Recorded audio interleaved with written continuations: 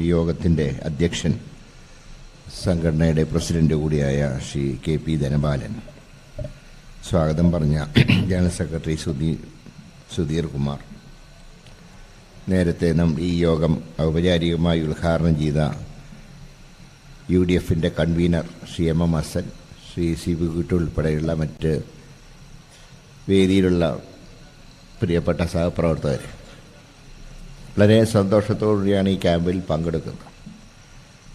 ഈ തിരഞ്ഞെടുപ്പൊക്കെ ഒഴിഞ്ഞ് ഒരു സ്വസ്ഥമായ അന്തരീക്ഷത്തിൽ 3 ദിവസം ഈ നെയ്യാർ ഡാമിൽ ഒരുമിച്ചിരുന്ന് സംഘടനയുടെ മുൻകാല പ്രവർത്തനങ്ങളെക്കുറിച്ചും ഭാവി പ്രവർത്തനങ്ങളെക്കുറിച്ചൊക്കെ ചർച്ച ചെയ്ത് വിശദമായിട്ടുള്ള റിപ്പോർട്ട് തയ്യാറാക്കി മുന്നോട്ട് പോകാനാണ് കോൺഫെഡറേഷൻ തീരുമാനിച്ചത് എന്നറിയുന്നതിൽ വളരെ സന്തോഷമുണ്ട്.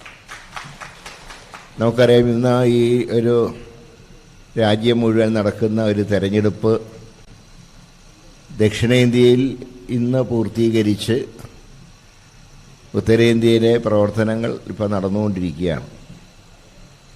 നാളെയാണ് ദക്ഷിണേന്ത്യ പൂർണ്ണമാവുന്നത്, തെലുങ്കാന, ആന്ധ്രയൊക്കെ ഉൾപ്പെടെ. എന്നാൽ ഉത്തരേന്ത്യയിലെ ചില സംസ്ഥാനങ്ങൾ പിന്നെയും ബാക്കിയാണ്. ഏതായാലും കേരളത്തിലെ 2ാം ഘട്ടം ഇലക്ഷൻ നടന്നപ്പോൾ 3 ഘട്ടത്തിൽ വന്ന ഒരു അനുകൂല സാഹചര്യം ഇന്ത്യയിൽ ഉണ്ടാകുമോ എന്നുള്ള സംശയം പലർക്കും ഉണ്ടായി. അതുകൊണ്ട് തന്നെ എന്നാൽ പ്രവർത്തനങ്ങൾക്കൊന്നും ഒരു കുറവുണ്ടായില്ല. കാരണം കേരളത്തിൽ UDF ജയിക്കണം എന്ന് കേരളത്തിലെ ജനങ്ങൾ നേരത്തെ തീരുമാനമെടുത്തിരുന്നു. പക്ഷേ ചില അഭ്യുദയകാംക്ഷികൾ എന്നൊക്കെ പറയുന്നവർ ഇത്തവണ ഈ സ്ഥാനാർത്ഥികളെ സഹായിക്കാനൊന്നും കാര്യമായിട്ട് മുന്നോട്ട് വന്നില്ല. കാരണം ജയിച്ച് അവിടെ ചെന്നാലും പ്രതിപക്ഷത്തല്ലേ ഇരിക്കുന്നത് എന്ന് മുൻകൂട്ടി കണ്ട ചില വിദ്വാൻമാർ ഇപ്പോൾ അവർക്ക് തോന്നുന്നുണ്ട് വേണ്ടിയിരുന്നില്ല. അതുകൊണ്ട് തന്നെ സഹായിക്കുന്ന കാര്യത്തിലൊക്കെ കാര്യമായിട്ടുള്ള പിശുക്കായിരുന്നു. 2 തരുന്ന ആൾ 1 തന്ന ആൾ 50ഒക്കെയാണ് തന്നത്. പക്ഷെ ഏതായാലും സംഘടനയുടെ രക്ഷാധികാരി എന്നുള്ള നിലയിൽ നിങ്ങൾ വളരെ കഷ്ടപ്പെട്ടിട്ടാണെങ്കിലും നല്ലൊരു തുക ഇലക്ഷന് സഹായിച്ചത് നന്ദിയോടുകൂടിയിട്ട് ഓർക്കുക. കാരണം അത്രയേറെ സാമ്പത്തിക പ്രയാസം അനുഭവിച്ച ഒരു തെരഞ്ഞെടുപ്പായിരുന്നു ഇത്തവണ ഞങ്ങളൊക്കെ നേരിട്ടത്.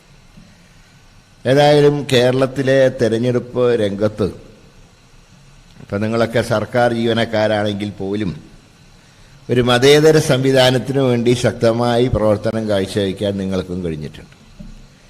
എന്നാൽ ഇവിടെ നേരത്തെ ശ്രീ MM ഹസൻ സൂചിപ്പിച്ചതുപോലെ ഒരു മതേതര സർക്കാരെന്ന് അവകാശപ്പെടുന്ന കേരളത്തിൽ മുഖ്യമന്ത്രി ഉൾപ്പെടെയുള്ളവർ ചെയ്ത ചില തെറ്റായ സമീപനങ്ങൾ, അത് ജനാധിപത്യ കേരളത്തിന് അപമാനമായിരുന്നു എന്നുള്ള കാര്യത്തിൽ സംശയമൊന്നുമില്ല. കാരണം ഞാൻ മുഖ്യമന്ത്രിയുടെ പല റിപ്പോർട്ടുകളും ഞാൻ ഈ തിരക്കിനിടയിലും ശ്രദ്ധിക്കാറുണ്ടായി. ഞാൻ മത്സരിച്ച നിയോജകമണ്ഡലത്തിൽ അദ്ദേഹം 3 പ്രചരണത്തിന് വന്നു. ഈ 3 അദ്ദേഹം നടത്തിയ പ്രസംഗത്തിൽ നരേന്ദ്രമോദി എന്നൊരു വാചകം പോലും അദ്ദേഹം പറഞ്ഞില്ല. അമിത്ഷാ എന്നുള്ള വാചകം അദ്ദേഹം പറഞ്ഞില്ല. എൻ്റെ നിയോജകമണ്ഡലത്തിൽ അദ്ദേഹം വന്ന ദിവസമാണ്, അതിൻ്റെ തലേ ദിവസമാണ് പ്രധാനമന്ത്രി വന്നത്. പ്രധാനമന്ത്രി 3 തവണയാണ് തൃശ്ശൂർ വന്നത്. അപ്പോൾ അദ്ദേഹം അന്ന് വന്ന ദിവസം മോഡി പറഞ്ഞൊരു വാചകം ഉണ്ടായിരുന്നു.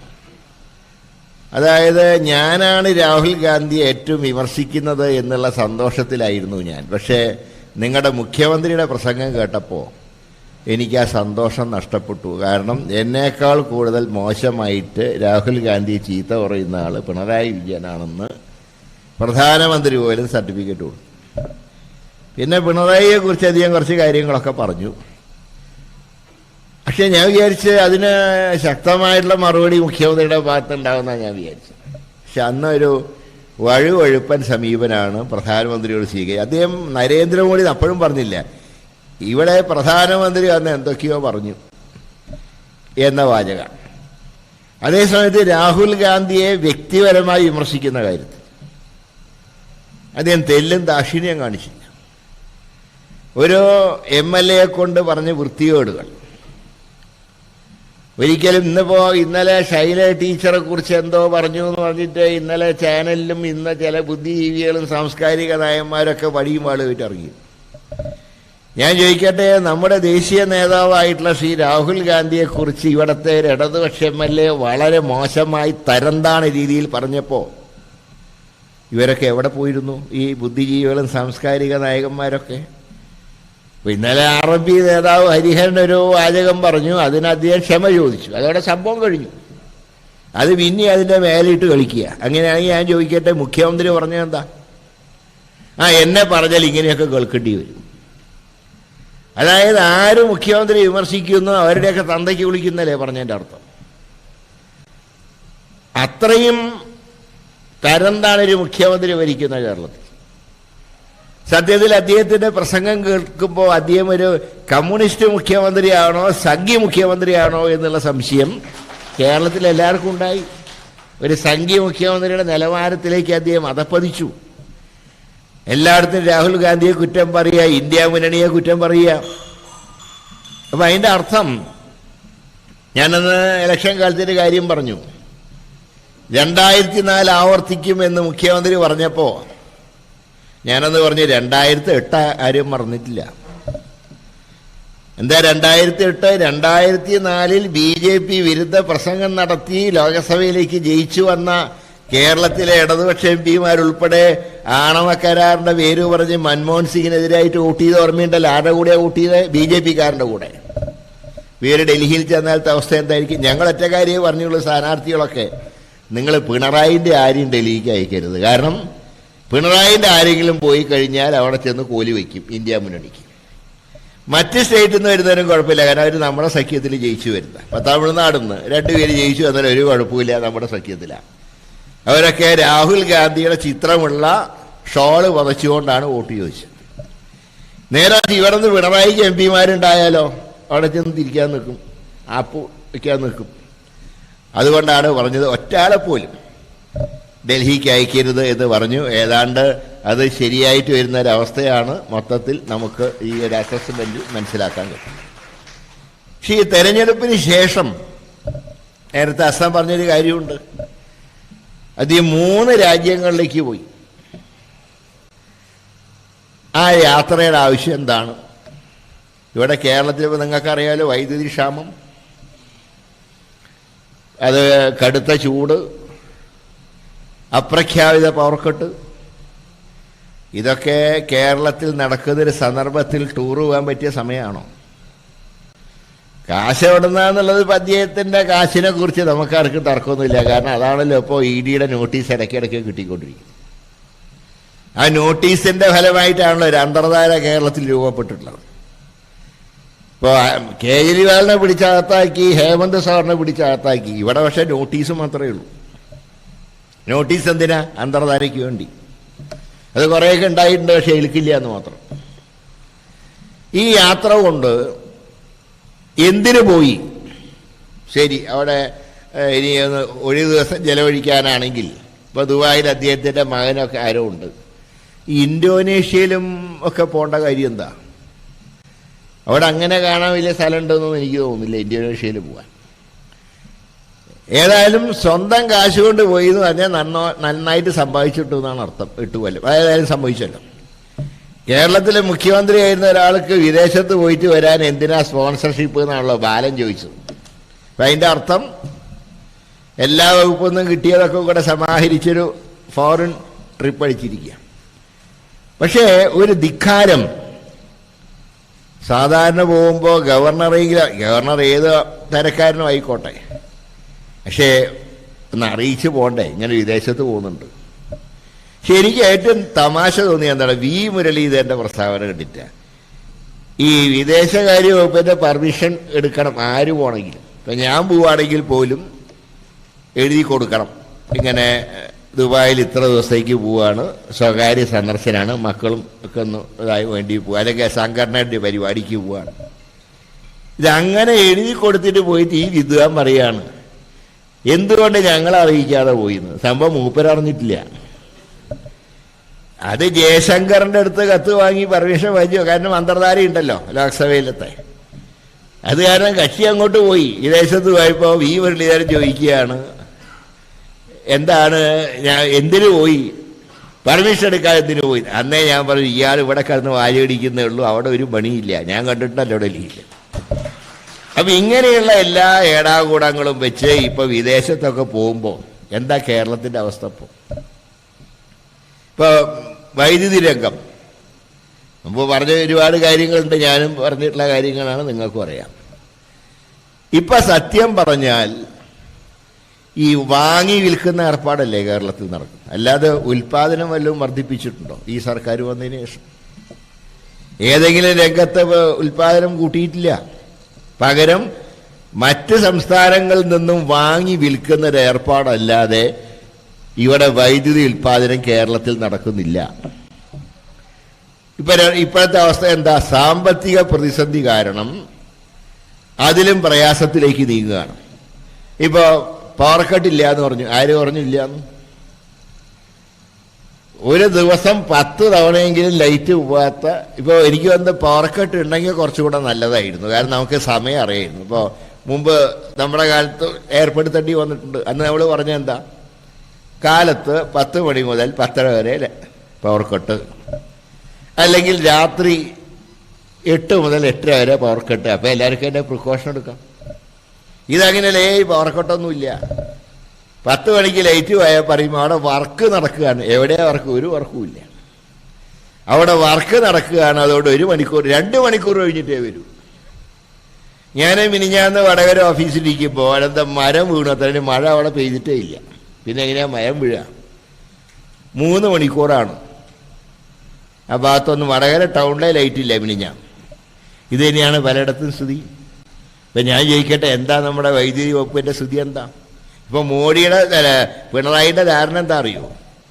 3ാമത് മോഡി വന്നു കഴിഞ്ഞാൽ ഇതൊക്കെ സ്വകാര്യ മേഖലയ്ക്ക് വിട്ടുകൊടുക്കും. അപ്പോൾ ഇനി അതിനെക്കുറിച്ചിട്ട് വലിയ വേവലാതി വേണ്ട എന്നുള്ള അർത്ഥത്തിലാണ് പിണറായി ഇപ്പോൾ മുന്നോട്ട് പോകുന്നത്. പക്ഷേ ഇന്ത്യ സഖ്യമറ്റ വന്നാൽ ആദ്യം ബോധം കെടുന്നത് ശ്രീ പിണറായി വിജയനായിരിക്കും. കാരണം ഇത് മുഴുവൻ അത് ഉറപ്പാണല്ലോ. 3ാമത്തെ തവണ മോഡി വന്നാൽ ഉറപ്പാണ്. ബില്ലൊക്കെ റെഡിയാക്കി വെച്ചിരിക്കുക. ഞങ്ങൾ ആദ്യം ഒന്ന് കാണിച്ചു, ഞങ്ങളതേ പറ്റില്ല എന്നോ. എന്തോ ഭാഗ്യത്തിന് ഈ NDAയിൽ തന്നെയുള്ള ചില പാർട്ടികൾ പറഞ്ഞു, ഇപ്പോൾ അത് എടുക്കാൻ പോണ്ട, എടുത്താൽ പല സ്റ്റേറ്റിലും പ്രശ്നം ഉണ്ടാകുന്ന അവിടുത്തെ മുഖ്യമന്ത്രിമാരും പറഞ്ഞപ്പോഴാണ് തൽക്കാലത്തേക്ക് മാറ്റി വെച്ചത്. പക്ഷേ ഒരു ടേമും കൂടെ അവർക്ക് കിട്ടിയാൽ ഉറപ്പാണ് അവർ ഈ ബില്ല് നടപ്പാക്കും, നല്ലോണം 2-3 അടിക്കുകയും ചെയ്യും. ഇപ്പം കണ്ടില്ല, എയർ ഇന്ത്യ വിറ്റിട്ട് എടുത്ത ടാറ്റയ്ക്ക് മനസ്സിലായ അബദ്ധം. 10 വർഷമായിട്ട് ഇവരുടെ കയ്യിൽ കിടന്ന എയർ ഇന്ത്യ മുഴുവൻ നശിപ്പിച്ച് സ്വകാര്യ മേഖലയ്ക്ക് കൈമാറിയപ്പോൾ ടാറ്റയ്ക്ക് പോലും കൊണ്ടു നടക്കാൻ വയ്യാത്ത അവസ്ഥയിലേക്ക് എയർ ഇന്ത്യ എത്തി. ഇനി ഇവരുടെ ഇലക്ട്രിസിറ്റി ബോർഡും വിറ്റ് കാശാക്കുന്ന ഏർപ്പാടിലേക്കാണ് പോകുന്നത്. ഭാഗ്യവശാൽ ഇതുവരെയുള്ള റിപ്പോർട്ട് അനുസരിച്ച് ഇനി 3ാമത് വരാനുള്ള സാധ്യത കാണുന്നില്ല. ഏതായാലും ശ്രീരാമനെ ഇങ്ങനെ എപ്പോഴും വിളിച്ച് ശ്രീരാമൻ്റെ പേരിൽ കള്ളത്തരം പറഞ്ഞപ്പോൾ ശ്രീരാമനും തോന്നി ഇവരെന്നെ ശിക്ഷിക്കേണ്ട കാലം അതിക്രമിച്ചു. അതുകൊണ്ട് ഇപ്പം അതും ഒരിടത്തും ചിലവാവാത്ത അവസ്ഥയാണ്. പക്ഷേ കേരളത്തിനെ സംബന്ധിച്ച് ഇനി അടുത്ത 2 വർഷത്തെ മുന്നോട്ടുള്ള പോക്കിൽ ഏറ്റവും കൂടുതൽ നിങ്ങൾ ജാഗ്രത പുലർത്തേണ്ട ഒരു സന്ദർഭമാണ്. കാരണം സാമ്പത്തികമായി ഈ സംസ്ഥാനം കുത്തുവാലെടുത്തിരിക്കുകയാണ്. എന്നാൽ ദൂർത്തിനൊട്ടും ഒരു കുറവുമില്ല. ഇപ്പോൾ മുഖ്യമന്ത്രിയുടെ വിദേശയാത്ര ഇതൊക്കെ പറഞ്ഞാൽ നിങ്ങൾ നോക്കിക്കോളൂ, കുറച്ച് കഴിഞ്ഞാൽ സത്യം പുറത്തു വരും. എത്ര ചിലവായിട്ടുണ്ട്. അതിനവിടെ ചെന്ന് ഏതെങ്കിലും ഒരു കമ്പനിയായിട്ട് ഒരു സംസാരവും നടത്തി മൂപ്പർക്ക് തന്നെയായിട്ട് ഒന്നും ചെയ്യാൻ കഴിയില്ല എന്ന് എല്ലാവർക്കും അറിയാമല്ലോ. ഏതെങ്കിലും ചർച്ചയൊക്കെ നടത്തി വന്നിട്ട് പറയും അത് ഔദ്യോഗികമായിട്ട് മാറ്റി എന്ന് പറഞ്ഞ് 2-3 കജരാവുന്ന അടിക്കും. അതിന് കാശുണ്ട് ഇവിടെ. മന്ത്രിമാർക്ക് കോടികൾ ചെലവഴിക്കാൻ കാശുണ്ട്. നവകേരള യാത്രയ്ക്ക് എത്ര ചിലവായി? ആര് സ്പോൺസർ ചെയ്തു? ആരാ സ്പോൺസർ ചെയ്ത്? അതിനെക്കുറിച്ച് ഇതുവരെ പറഞ്ഞിട്ടുണ്ടോ? ഭാഗ്യത്തിന് പിണറായിൻ്റെ ഭാഗ്യത്തിന് നരേന്ദ്രമോദി ചില വകുപ്പുകൾ നമ്മൾ 2005 നമ്മൾ പാസ്സാക്കിയ നിയമം, അതായത് വിവരാവകാശ നിയമം, അതിൽ ഒരുപാട് വെള്ളം ചേർത്തു നരേന്ദ്രമോദി. അതിപ്പോൾ പിണറായിക്ക് സൗകര്യമായി, വേണമെങ്കിൽ ഉത്തരം കൊടുത്താൽ മതി. ഈ നാട്ടിൻ്റെ സാമ്പത്തിക അവസ്ഥ എന്താണെന്ന് ഒരു വൈറ്റ് പേപ്പർ ഇറക്കാൻ പോലും മുഖ്യമന്ത്രി തയ്യാറായിട്ടില്ല. ഇപ്പോൾ ശമ്പളം മുടങ്ങിയില്ലേ കേരളത്തിൽ? പെൻഷൻ്റെ കാര്യം പോട്ടെ, ശമ്പളം മുടങ്ങിയില്ലേ? 2 മാസം കൃത്യമായിട്ട് ശമ്പളം കിട്ടിയോ? 2 ദിവസം താമസിച്ച് 3 ദിവസം വരെ താമസിച്ചില്ലേ? ഇനി ഇതിലേറെ ഭയാനകമായിരിക്കും. ശമ്പളം മാസങ്ങളോളം കൊടുക്കാൻ പറ്റാത്ത അവസ്ഥയിലേക്ക്, അത്രയും കടക്കണിയിലേക്ക് കേരളം പോവുകയാണ്. എല്ലാ വകുപ്പുകളും കുളം തോണ്ടി. എന്താ കാരണം? പാർട്ടി നേരിട്ട് ഭരിക്കുക. ഇപ്പം ഞാൻ ചോദിക്കട്ടെ, ആ കൃഷ്ണൻകുട്ടീനെ എന്തിനാ ഭാവത്തിനെ കൊണ്ട് അവിടെ ഇരുത്തിയിട്ടില്ല? അദ്ദേഹത്തിന് എന്താണെന്ന് പോലും അറിഞ്ഞോട്ട് ഇപ്പോൾ ഈ സാധനം എന്താണെന്ന് മൂപ്പർക്ക് ഇപ്പോഴും പിടി കിട്ടിയില്ല. കക്ഷിയുടെ അത്യാവശ്യം കൃഷിയും കാര്യങ്ങളൊക്കെ ആയിട്ട് ചിറ്റൂർ, തത്തമംഗലം ഭാഗത്തൊക്കെ കഴിഞ്ഞിരുന്ന ആളെ ഈ വകുപ്പ് കൊണ്ട് ഏൽപ്പിച്ചു. ഒരക്ഷരം കക്ഷിക്ക് ഇതിനെക്കുറിച്ച് പഠിക്കാൻ പറ്റിയിട്ടില്ല. ഇപ്പോൾ കഴിഞ്ഞ ദിവസം ശിവൻകുട്ടി പറഞ്ഞല്ലോ, വിദ്യാഭ്യാസ മേഖലയിലെ പരിഷ്കരണത്തിനെ പറ്റി ആലോചിക്കുന്നുണ്ട്. എന്താണെന്ന് ചോദിച്ചാൽ മൂപ്പർക്ക് അറിയില്ല. കാരണം പാർട്ടിയാണ് ഭരിക്കുന്നത്. പാർട്ടിയുടെ ഞാൻ ബോർഡ് ചെയർമാനെ തന്നെ തൂക്കി എറിഞ്ഞില്ലേ? എന്താ കാരണം? CPM-ന്റെ സംഘടനയ്ക്ക് പിടിക്കാത്ത ആളായതുകൊണ്ട്. അല്ലാതെ അദ്ദേഹത്തിൻ്റെ പ്രവർത്തനങ്ങളെ നോക്കിയിട്ടൊന്നുമല്ല. അത് ശരിയോ തെറ്റോ എന്നുള്ള വേറെ കാര്യം. പക്ഷേ ചെയർമാനെ തൂക്കി എറിഞ്ഞു, മന്ത്രി പറഞ്ഞു അത് കുഴപ്പമൊന്നുമില്ല, അയാൾ നല്ല ആളാണ്, ഞാൻ പറഞ്ഞൊക്കെ അഡ്ജസ്റ്റ് ചെയ്തിട്ടുണ്ട്. പറഞ്ഞതിന് പിറ്റേന്ന് ചെയർമാൻ്റെ കസാല തെറിച്ചു. പിന്നെ ചെയർമാൻമാർക്ക് ഇയാളെ വല്ല വിലയുണ്ടാവുമോ പാവം മന്ത്രിന്? ഞാൻ മിനിഞ്ഞാന്ന് നമ്മുടെ കടന്നപ്പള്ളിയുടെ ഒരു സ്റ്റേറ്റ്മെൻ്റ് ഉണ്ട്. അത് ഈ ആധാര എഴുത്തുകാരുടെ സമ്മേളനത്തിന് പോയിട്ട് പറഞ്ഞു, നിങ്ങൾ ഏതായാലും വഴിയാധാരാവില്ല. വഴിയാധാരായിട്ടുള്ള ആളാണ് പറയുന്നത്, നിങ്ങളാരും വഴിയാധാരാക്കില്ല. ഇന്നിപ്പോൾ സർക്കാർ ആശുപത്രിയുടെ അവസ്ഥയെക്കുറിച്ച് റൈറ്റപ്പ് ഉണ്ട് 1-2 പത്രങ്ങളിൽ. എന്താ സംഭവം? പ്രാഥമികാരോഗ്യ കേന്ദ്രം മുതൽ മെഡിക്കൽ കോളേജുകളിൽ വരെ മരുന്നില്ല. സർക്കാർ ആശുപത്രികളെ ആശ്രയിക്കുന്ന പാവപ്പെട്ടവർക്ക് യാതൊരു സംവിധാനവും കിട്ടുന്നില്ല. സ്വകാര്യ ആശുപത്രിയിൽ ചെയ്താൽ നല്ല ചികിത്സ കിട്ടും, പക്ഷേ ബില്ല് വരുമ്പോഴോ? ഒരു സ്വകാര്യ ആശുപത്രിയിലൊക്കെ ഒരു ദിവസം കഴിഞ്ഞാൽ തന്നെ 1 ലക്ഷം റുപ്യ ബില്ല് വരുന്നു. അപ്പം അവർക്ക് ആശ്രയിക്കാവുന്ന മെഡിക്കൽ കോളേജിൽ ഒരു ഫെസിലിറ്റി ഇല്ല. സാമ്പത്തിക പ്രയാസം. ഡോക്ടർമാർ എന്നെ കഷ്ടപ്പെടുകയാണ്. ഇപ്പോൾ രോഗികൾക്ക് നിവർത്തിയില്ല. പിന്നെ ഇടത്തെ കാലിൻ്റെ ചികിത്സയ്ക്ക് പോയാൽ, ഇടത്തെ കാലം ഓപ്പറേഷന് പോയാൽ വലത്തെ കാലം ഓപ്പറേറ്റ് ചെയ്യും. ഇവിടെ വയനാട്ടിൽ ഒരു സർക്കാർ ആശുപത്രിയിൽ ഒരു രോഗി പോയി, ഹെർണിയ ഓപ്പറേഷനാണ്. ഓപ്പറേഷനൊക്കെ നന്നായിട്ട് കഴിഞ്ഞു, പക്ഷേ പിന്നെ പ്രാഥമിക കാര്യം പോലും ചെയ്യാൻ പറ്റാത്ത അവസ്ഥയിലായി. ഹെർണിയയ്ക്ക് വരെ മൊത്തം എടുത്തു പോയി. ഇതൊക്കെയാണ് ഇവിടുത്തെ അവസ്ഥ. അപ്പോൾ ആരോഗ്യ വകുപ്പ് കുളം തോണ്ടി, മറ്റേ വിദ്യാഭ്യാസ വകുപ്പ് കുളം തോണ്ടി. ഇപ്പം തന്നെ കഴിഞ്ഞ SSLC റിസൾട്ട് വന്നു.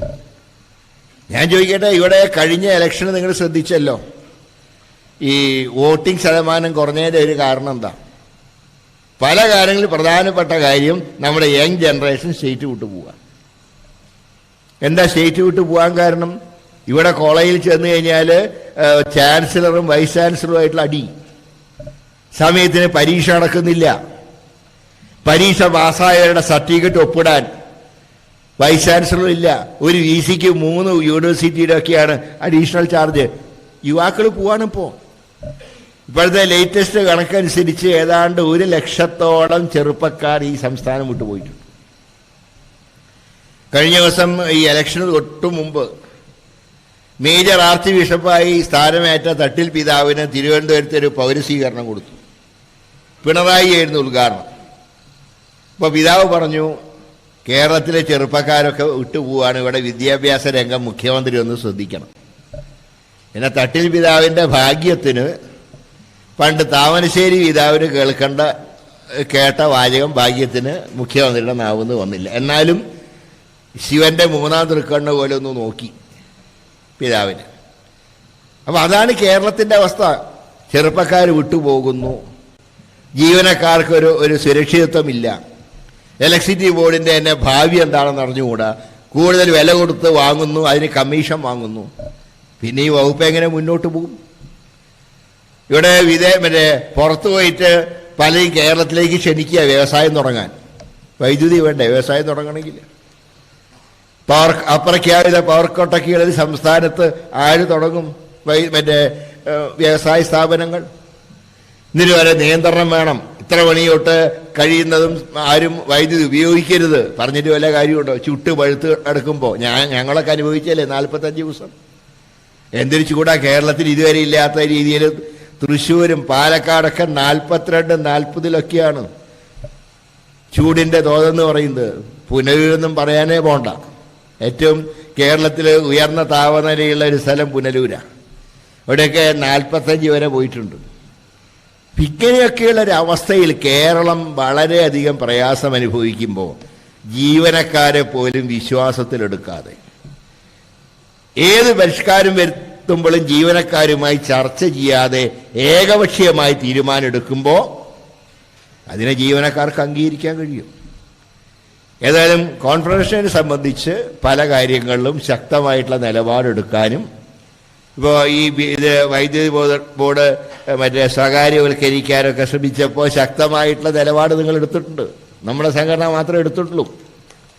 ബാക്കിയുള്ള INTC-യുടെ പേരുള്ള ചില കടലാസ് സംഘടനകളൊന്നും അനങ്ങിയിട്ടില്ല. അവർക്കൊന്നും എന്താണെന്ന് അറിഞ്ഞുകൂടാ. അപ്പോൾ ഒരു കാര്യമുള്ളത്, നമ്മളൊക്കെ ഈ പറയുന്ന പോലെ ഇപ്പോൾ CPM-ന് എന്തൊക്കെ പറഞ്ഞാലും CITU-കാരനൊരു തീരുമാനം എടുക്കുമ്പോൾ അതിൽ പാർട്ടി ഓൺ ചെയ്യും, സംഘടനയ്ക്കും ഒരു സംഘടന എന്നുള്ളതാണ്. പക്ഷെ നമ്മുടെ ചിലരൊക്കെ ഉത്തരവാദിത്തപ്പെട്ട ആൾക്കാർ തന്നെ ഉള്ള പ്രശ്നങ്ങൾ തീർക്കാൻ പറയുമ്പോൾ ഒരു ഭാഗം പോയിട്ട് പിടിക്കുന്ന ഏർപ്പാടാണ് സത്യത്തിൽ നിങ്ങളൊക്കെ എത്ര പ്രവർത്തിച്ചാലും അതിൻ്റെ ഒരു ഇമ്പാക്റ്റ് ഉണ്ടാവാത്തത്. അപ്പോൾ വേറെ ചിലർ പോയിട്ടിരിക്കുകയാണ്. അത് ഇത്തവണ എനിക്ക് ഇലക്ഷനും മനസ്സിലായി കേട്ടോ. ഇങ്ങനെയുള്ള സംഘടനകളുടെയൊക്കെ ചില ജില്ലാ അധിപന്മാരൊക്കെ തെരഞ്ഞെടുപ്പ് കമ്മിറ്റിയുടെ തലപ്പത്ത് ഇരുന്ന് ചെയ്ത പണി എന്താണെന്ന് എനിക്കറിയാം. ആർക്ക് വേണ്ടിയിട്ടാണ്? LDF-ന് വേണ്ടിയിട്ടാണോ UDF-ന് വേണ്ടിയിട്ടാണോ പ്രവർത്തിക്കുന്നതെന്ന് ധനപാലൻ അറിയാം. അവിടെ മത്സരിച്ച ഒരാളാണല്ലോ. അദ്ദേഹത്തിന് കുറേയൊക്കെ അറിയാം. ഞാൻ ആരെക്കുറിച്ചാണ് പറഞ്ഞത് അദ്ദേഹത്തിന് മനസ്സിലായി കാണും. ഇപ്പം ഞാൻ പറയുന്നത് ഒന്നുകിൽ സംഘടനയോട് കൂറ് വേണം, അല്ലെങ്കിൽ ഈ തൊഴിലാളി പ്രസ്ഥാനത്തിനോട് കൂറ് വേണം. ഇത് രണ്ടുമില്ലാതെ ഇങ്ങനെ വെറും മേൽമുടിക്കായിട്ട് കൊണ്ട് നടക്കുമ്പോൾ അധ്വാനിക്കുന്നവർക്ക് സ്വാഭാവികമായിട്ടും പ്രയാസം ഉണ്ടാവും. അതുകൊണ്ട് ഇനി അങ്ങനെയുള്ള സാഹസത്തിനൊന്നും മുതിരാതെ ഈ കോൺഫെഡറേഷനെ ശക്തമായിട്ട് അംഗീകരിച്ചുകൊണ്ട് INTC-യുടെ അഖിലേന്ത്യാ നേതൃത്വവും സംസ്ഥാന നേതൃത്വവും അകമഴിഞ്ഞ പിന്തുണ നൽകണം. അല്ലെങ്കിൽ ഈ തൊഴിലാളി സംഘടനയ്ക്ക് വിലയില്ലാത്ത അവസ്ഥയിലേക്ക് കാര്യങ്ങളെത്തും. ഞാൻ ചില കാര്യങ്ങൾ തുറന്നു പറയാതിരിക്കാൻ നിവർത്തിയത്. ഇത് ക്യാമ്പാണല്ലോ, നീ പറഞ്ഞാലും വലിയ കുഴപ്പമൊന്നുമില്ല. ഇത് രീതി ശരിയല്ല. അതുകൊണ്ടാണല്ലോ ചിലർ പറയേണ്ട ഇലക്ഷൻ വരുമ്പോൾ ഞങ്ങൾക്ക് ഇത്ര കിട്ടണം. എന്താ തിരിച്ചുള്ള കോൺട്രിബ്യൂഷൻ? എന്താ? ശരിയാണ്, എല്ലാ സംഘടനയും അംഗീകരിക്കണം. പക്ഷെ നമുക്കൊരു കാര്യമുണ്ടല്ലോ, ഈ INTC-യിൽ പ്രവർത്തിക്കുന്നതിനും പാർട്ടിയിൽ പ്രവർത്തിക്കുന്നതിനും അങ്ങനെയുള്ളവർക്ക് സീറ്റും കിട്ടുന്നുണ്ട്. പക്ഷെ ഇവർ INTC കോട്ട എന്ന് പറയുമ്പോൾ അതനുസരിച്ചുള്ള പ്രവർത്തനം ഉണ്ടായിട്ടുണ്ടോ? പാർട്ടിക്ക് കുറേ സംഭാവന നൽകിയാലൊന്നും സംഘടനാ പ്രവർത്തനമാവില്ല. സംഘടനാ പ്രവർത്തനം വേണമെങ്കിൽ തൊഴിലാളികളുടെ കൂടെ നിന്ന് പ്രവർത്തിക്കണം. ശ്രീ K. കരുണാകരനൊക്കെ അതാണല്ലോ, അദ്ദേഹം മുഖ്യമന്ത്രി ആയിരുന്ന കാലത്ത് INTC സമരം ചെയ്യുമ്പോൾ അദ്ദേഹം കുറ്റം പറയാറില്ല. അദ്ദേഹം പറഞ്ഞു, ഞങ്ങളൊക്കെ ഇവരെ പഠിപ്പിച്ചിട്ടുള്ളത് കൊടിയുടെ നിറം നോക്കി സമരം ചെയ്യാനല്ല. അദ്ദേഹം മുഖ്യമന്ത്രി, അദ്ദേഹമാണ് കേരളത്തിൽ INTC സ്ഥാപിച്ച്. ആ K. കരുണാകരൻ മുഖ്യമന്ത്രി ആയിരുന്നപ്പോൾ പല INTC സംഘടനകളും സമരം ചെയ്തിട്ടുണ്ട്. കാരണം K. കരുണാകരനും BK നായരൊക്കെ ഉൾപ്പെടെയുള്ളവർ അന്ന് വരെ പഠിപ്പിച്ചിട്ടുള്ളതാണ്, നിങ്ങൾ ഭരിക്കുന്നവരുടെ നിറം നോക്കി സമരം ചെയ്യാനല്ല, നിങ്ങൾ ശക്തമായി മുന്നോട്ട് നീങ്ങണം എന്ന് പറയാറുണ്ട്. ഞാനിപ്പോഴും ഓർക്കുന്നു, 1970 കാലഘട്ടത്തിൽ അന്ന് വൈദ്യുതി വകുപ്പിലും KSRTC-യിലൊക്കെ സമരമുണ്ടായി. അന്നത്തെ INTC-യിലെ ആ സംഘടനയൊക്കെ നയിച്ചിരുന്നത് ശ്രീമാൻ CM സ്റ്റീഫനും S. വരദാസൻ നായരെ പോലുള്ള ആളുകളായിരുന്നു. അവരൊക്കെ ശക്തമായിട്ടുള്ള സ്റ്റാൻഡ് എടുത്തു വന്ന്. ഒരു ഭാഗത്ത് ഗവൺമെൻറ്, ആ ഗവൺമെൻറ്റിലെ മുഖ്യമായിട്ട് നേതൃത്വം നൽകിയത് K. കരുണാകരൻ. ആ K. കരുണാകരൻ നേതൃത്വം നൽകിയ ഗവൺമെൻറ് ഒരു ഭാഗത്ത് നിന്നപ്പോൾ മറുഭാഗത്ത് തൊഴിലാളികളോടൊപ്പം INTC ഉണ്ടായിരുന്നു.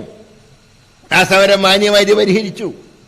ആ കാലഘട്ടത്തിൽ നിന്നും ഓരോ ആളുകളും സ്വന്തം നിലയ്ക്ക് യൂണിയൻ എന്നുള്ള നിലയ്ക്ക് പോകുമ്പോഴാണ് നമ്മുടെ താളം തെറ്റുന്നത്. അതുകൊണ്ടാണ് ഈ കോട്ട പറഞ്ഞ് ഇലക്ഷൻ വരുമ്പോൾ കോട്ട പറഞ്ഞ് വന്നിട്ട് കാര്യമില്ല. നല്ല രീതിയിൽ തൊഴിലാളികൾക്ക് വേണ്ടി പ്രവർത്തിച്ചാൽ അവർക്ക് അംഗീകാരം ഉണ്ടാവും.